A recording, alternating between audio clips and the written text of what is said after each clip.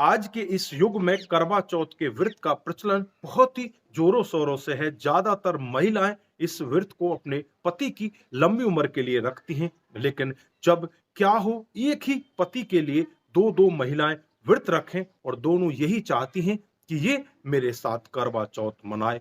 दोस्तों, ऐसा ही आज की घटना में होता है। यहाँ पर दो दो महिलाएं एक ही व्यक्ति के लिए करवा चौथ का व्रत रखती हैं और फिर होता है यहाँ पर इतना बड़ा कांड। एक महिला को बड़ी ही बेरहमी के साथ मौत के घाट उतार दिया जाता है। दोस्तों, क्या था पूरा मामला? अगर आप भी पूरे मामले को जानना चाहते हैं तो वीडियो को जरा सा भी स्किप ना करें। आइए दोस्तों, जानते हैं पूरा मामला क्या था। नमस्कार, जय हिंद। आप देख रहे हैं एपीएच न्यूज राहुल रावत के साथ। तो दोस्तों, आज की जो हकीकत की घटना आपको बताने जा रहा हूं, ये दिल्ली के बवाना एरिया की हकीकत की घटना है। यहाँ पर मंजीत नाम का एक व्यक्ति जो पेशे से प्रॉपर्टी डीलर होता है, उसकी पत्नी का नाम होता है सुनीता, जो पेशे से टीचर होती है, जो सोनीपत में पढ़ाने जाया करती है। इनके दो बच्चे होते हैं, एक बेटी और एक बेटा। बेटे का नाम ईसु होता है, उम्र 11 साल होती है।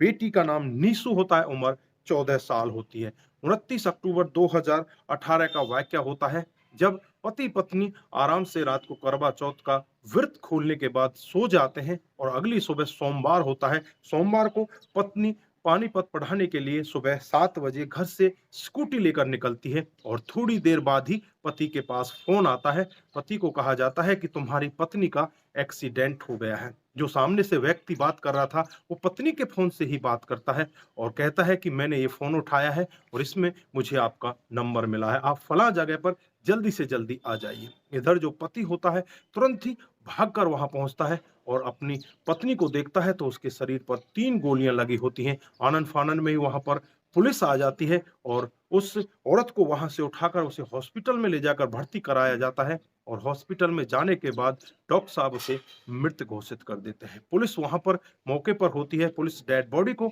अपने कब्जे में लेती है, उसे पोस्टमार्टम के लिए भेज देती है और पुलिस जांच पड़ताल में लग जाती है कि इस महिला को मारने वाला कौन है। चारों तरफ से जांच पड़ताल की जाती है, अड़ोसी पड़ोसियों से भी जांच पड़ताल की जाती है, तो पता चलता है जो पति पत्नी है इनके बीच में अक्सर झगड़ा हुआ करता था। अब पति के मोबाइल की सीडीआर रिपोर्ट निकाली जाती है तो उसमें एक नंबर आता है। वो नंबर किसी और का नहीं, वो नंबर होता है एंजल गुप्ता का, जो एक मॉडल होती है। उसके पिता का नाम होता है राजीव गुप्ता।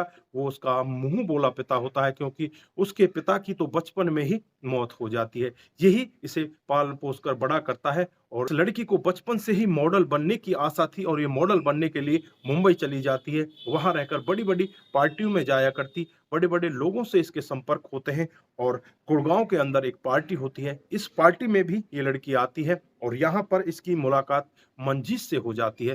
मंजीत से जब मुलाकात होती है तो मुलाकात इस तरह से आगे बढ़ने लगती है, दोनों एक दूसरे का नंबर ले लेते हैं, एक दूसरे के साथ मिलने लगते हैं और फिर इन दोनों के बीच में संबंध भी बन जाते हैं।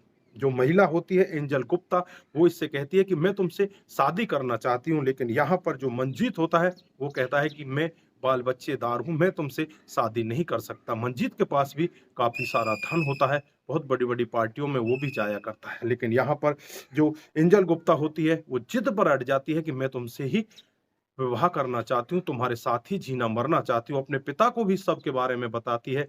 पिता भी कहता है कि बेटी ऐसे कैसे होगा, उसकी तो पहले से ही शादी हुई है। लेकिन अक्टूबर 2018 में जब करवा चौथ का त्योहार आता है तो एंजल गुप्ता भी इसके लिए करवा चौथ का व्रत रखती है। इधर इसकी पत्नी भी करवा चौथ का व्रत रखती है।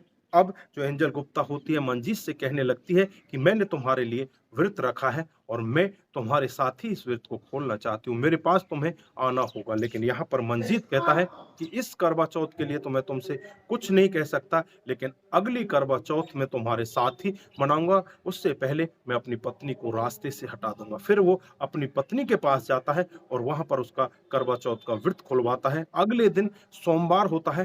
सोमवार को वो स्कूटी पर अपने स्कूल में पढ़ाने के लिए जाती है। उससे पहले जो मंजीत होता है वो एंजल गुप्ता के साथ मिलकर एक प्लानिंग करते हैं और प्लानिंग के तहत ही 4 सुपारी किलर जो बवाना के रहने वाले होते हैं उनको सुपारी दे दी जाती है और इसका टाइम बता दिया जाता है। पति खुद अपनी पत्नी के पीछे पीछे जाता है और जो शूटर होते हैं उनको सारा मामला बता देता है, अपनी पत्नी की तरफ इशारा कर देता है कि ये स्कूटी पर जा रही है, इसे एक रास्ते से तुम्हें हटाना है। उसके बाद वो शूटर उसके ऊपर गोली चला देते हैं। 3 गोली लगने के बाद उसकी वहीं पर मौके पर मौत हो जाती है। होता है मंजीत, वो वहां से वापस अपने घर पहुंच जाता है और प्लान के तहत ही फिर उसके पास फोन आता है और फोन से वो वापस उसी घटनास्थल पर पहुंच जाता है।